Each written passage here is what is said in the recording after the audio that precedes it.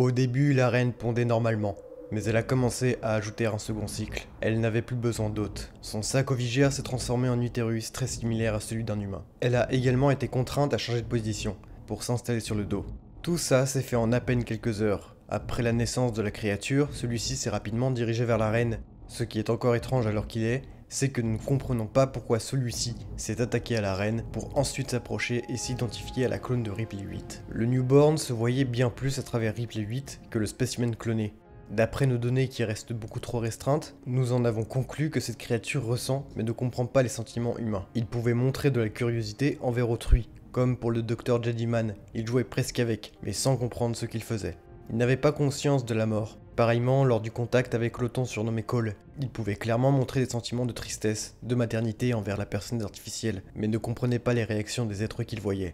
La créature possédait, comme le xénomorphe, un exosquelette visible, mais contrairement à ses congénères, une peau plus épaisse recouvrait son corps. Malgré tout, il est évident que le newborn était moins agile, fort et résistant que les autres spécimens. Même avec nos données, on pense qu'il n'aurait pas survécu longtemps. Il a hérité de la structure du xénomorphe, mais sans les avantages de celui-ci.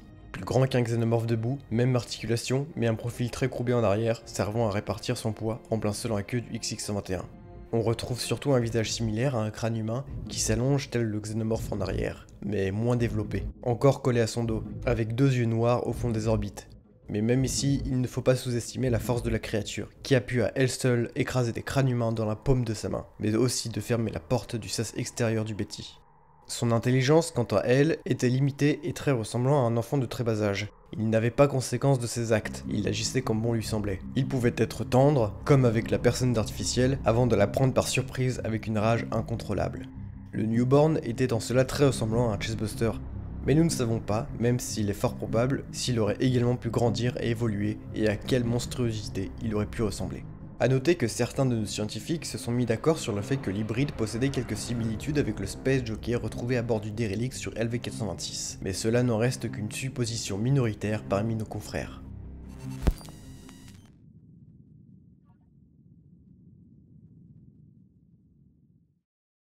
ADI, qui s'est chargé des effets spéciaux des créatures pour ce film, avait prévu à la base d'utiliser les mêmes techniques qu'Alien 3 pour animer le newborn. Mais ils ont fini par opter pour l'animatronique, pour animer la créature. Je trouve ça assez terrifiant perso. On peut également trouver l'envers du décor des plans d'ensemble du newborn, où il est tenu par une machinerie sur des roues, qui lui permettent d'avancer et d'effectuer ses mouvements. La machine a ensuite été effacée en post-prod. Il pouvait parfois être amené à se séparer du bas du corps pour les plans plus serrés et les décors plus restreints. La scène la plus impressionnante, mais la plus horrible, est bien sûr celle où le newborn est aspiré dans l'espace par une toute petite fenêtre. Et là, ils l'ont réellement fait passer par une toute petite fenêtre. On passe donc sur un autre modèle qui a été soigneusement pensé pour que chaque partie du corps se détache une à une, de manière réaliste, pour donner cette impression d'aspiration. Il y avait plus de 5-6 opérateurs derrière qui tiraient des câbles, mais aussi d'autres qui continuaient d'agir sur les membres pour animer le newborn lors de son agonie. D'ailleurs, sur ce plan, on peut voir comment les effets de tremblement sont réalisés. La caméra est directement posée sur un trépied à vérin, qui va faire des mouvements discontinus et rapides. Et voilà, la vidéo sur le newborn remise à jour. Vous avez été partant pour la majorité après un sondage pour que je refasse une vidéo sur le newborn en la remettant à jour, de meilleure qualité, à la manière de la vidéo que j'avais refait sur la reine clonée. Et la voici. Et bien sur ce, à la prochaine.